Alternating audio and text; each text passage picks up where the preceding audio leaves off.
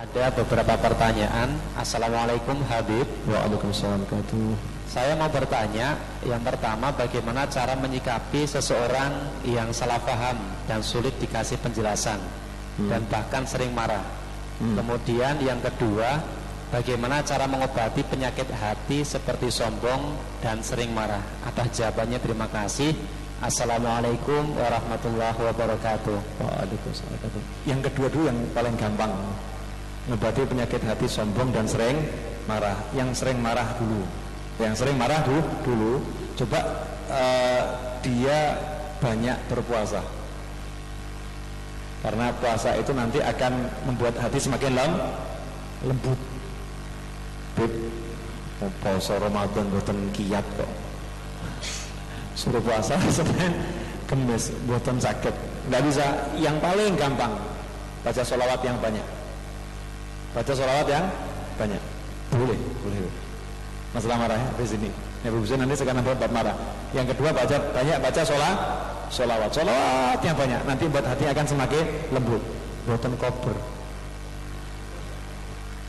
Pol suruh zikir tidak mau, puasa tidak mau. Cari cara yang gampang.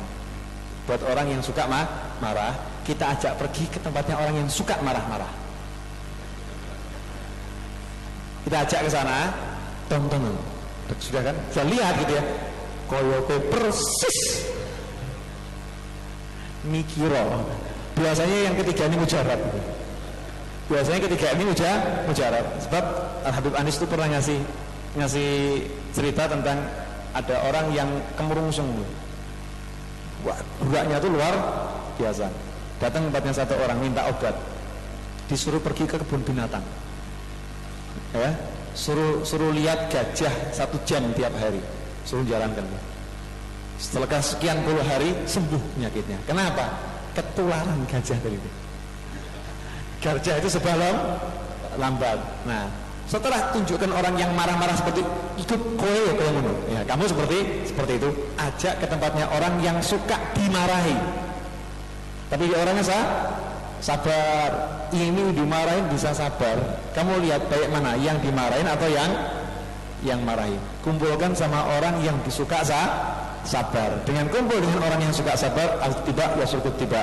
Watak manusia itu akan pengaruhi watak manusia yang lain. Insya Allah kalau kumpul dengan banyak orang yang biasa sabar, dia akan ketularan sabarnya. Nah, kumpul ini yang biasanya lebih gampang ketimbang disuruh ngamalkan A sampai Z.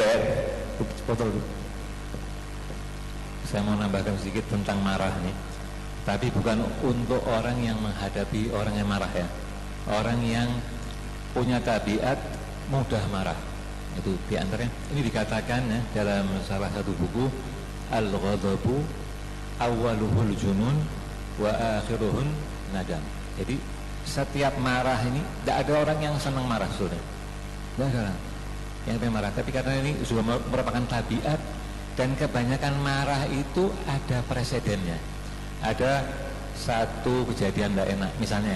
Misalnya malam mau tidak bisa tidur, padahal pagi harus masuk kerja. Ketika nyetater motor dipakai sama anak, dibilang suruh ngisi bensin, tidak diisi ya. Kemudian waktu mau mandi, kamar mandi keburuan dipakai oleh istrinya, kebetulan tidak keluar. Jadi ada berapa kejadian-kejadian yang kurang enak. Nah, itu membuat seperti air yang ditaruh di bara api. Air itu pertama kali dingin, kemudian semakin hangat, semakin dari hangat ke panas, kemudian mulai keluar asapnya itu. Nah, itu orang yang punya tabiat pemarah itu harus latihan. Dia harus bisa mengevaluasi. Kalau dia ini ibarat air yang di atas tungku, nah dia ini sudah sampai ke stadium yang mana, sudah sampai tingkatan yang mana. Kalau sudah mulai tingkatan yang mulai keluar asapnya, dia kalau bisa nyingkir. Karena orang kalau marah itu dia sudah bukan jadi orang.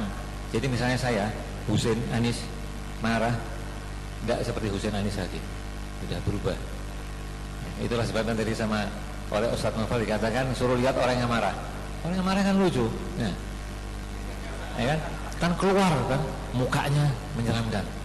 kemudian keluar ucapan-ucapan yang kalau kita lihat tidak seperti manusia lagi, seperti binatang. Jadi setiap orang yang mensugesti dirinya bahwa saya marah itu tidak ada manfaatnya. Belum nanti kalau Dr. Hermansyah ini jelaskan dari segi kesehatan, itu orang kalau marah pasti pulsanya, ya, detak jantungnya lebih cepat. Kalau detak jantungnya lebih cepat, jantungnya dipompa ke otak lebih banyak. Kalau tidak hati-hati, itu bisa mengakibatkan, mungkin yang paling gampang bisa kena gangguan ginjal, yang paling parah, yang penyakit ini sering sekarang ya dialami oleh orang yang muda, orang tua. Yang muda aja sekarang sudah banyak yang kena stroke. Nah, jadi kalau lihat bahayanya marah itu, insya Allah kita akan berusaha sedapat mungkin untuk menghindari marah. Jangan, usahakan kita ini selalu dalam keadaan sakinah, tumakninah, mutmain.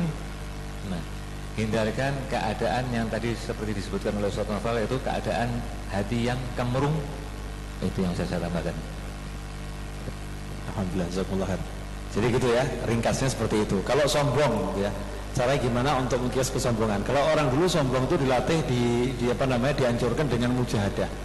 Memang kita harus ngadep satu orang, tolong saya diobati nih biar tidak sombong. Kalau kita bilang orang sombong tidak akan masuk surga, nanti di neraka dan lain sebagainya, ya saya rasa orang yang sombong juga tahu tentang ayat-ayat seperti itu. Nah, memang penyakit sombong ini obatnya kalau dari kita sendiri ya. Ini kan yang tanya untuk diri sendiri kan. Dari kita sendiri harus mujahadah. Makanya orang dulu ngajari kalau biar sombongnya hilang, suruh ngabdi sama orang. Ngabdi sama orang. Misalnya kalau di pesantren ya jadi yang bagian ngosek-ngosek WC. Ngabdi sama orang.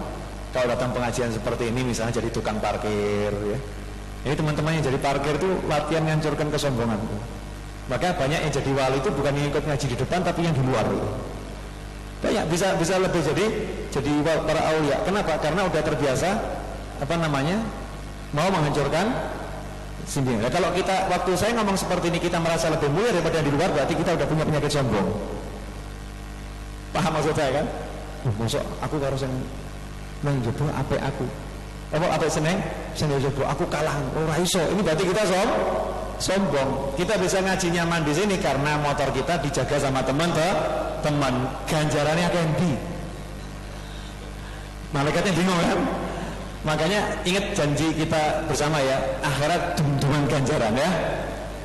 Dum-duman ganjaran. Sing akeh ngedumi sing sithik njaluk sing akeh. Nanti kan semua masuk surga. Kalau kurang udah tugasnya Rasulullah, syafaati ila ahli kabair min ummati. Itu tugas Nabi Muhammad sallallahu alaihi wasallam. Nah, kemudian dua pertanyaan ya. Tentang masalah sombong, kemudian masalah marah. Satu lagi apa tadi? Bagaimana cara menyikapi seseorang yang salah paham dan sulit dikasih penjelasan, Habib? Iya. Tergantung kesalahpahamannya apa. Kalau kesalahpahamannya hal yang biasa-biasa, ya itu diamkan saja, jangan ditanggapi. Yang penting kita tidak seperti itu gitu kan ya. Jangan ditanggapi. Tidak perlu diklarifikasi berlebihan. Ya cukup dikasih tahu. Tapi kalau kesalahpahamannya itu tingkatnya mengkhawatirkan, menyangkut hajat hidup orang banyak, perkaranya berat, maka kita minta bantuan orang yang bisa memahamkan orang tersebut. Kalau kita tidak mampu ya kita minta orang lain tolong bantu tuh, kasih tahu dia. Saya nggak seperti itu, masalahnya begini ya. Nah, memang kadang kalau ada timbul kesalahpahaman itu sudah unsur mungkin tidak suka, nggak cocok itu dengan yang bersangkutan. Nah, cari orang-orang yang dia suka ya, orang-orang yang dia cocok untuk meluruskan. Biasanya lewat bantuan orang lain, pihak ketiga itu semuanya bisa cair. Biasanya seperti itu, sambil yang paling utama tentunya berdoa. Ya. Kadang-kadang bahkan sering dalam banyak masalah diam itu jawaban yang paling bagus untuk menyelesaikan banyak masalah. Sehingga kemarin Ustaz Amir Hamzah itu ngomong, mengingatkan kata pepatah ya, mengatakan kalau saya berbicara, ada seorang ahli hikam, kalau saya berbicara ketika ada sesuatu saya ikut berbicara, maka bisa jadi justru saya dapat buruknya. Tapi kalau saya diam, tidak ikut berbicara, diamnya saya ini menyelamatkan diri saya. Kalau orang-orang bodoh itu mengatakan kepadamu hal-hal yang enggak menyenangkan, fakana jawabuhu as-sukut, maka diam itu merupakan jawabannya. Kalau orang-orang soleh di Al-Quran dikatakan wa ibadur rahman alladzina yamshuna al-ardi haunan wa idza khatabahumul jahiluna qalu salama. Kalau ada orang bodoh mencaci maki, yang urusan gak enak, cuman mengucapkan peace ya kan, damai friend, santai aja, seperti itu. Nah, artinya dengan didiamkan itu menjadikan penyelesaian banyak masalah. Begitu, mohon maaf atas segala kekurangan, terima kasih atas kebersamaan.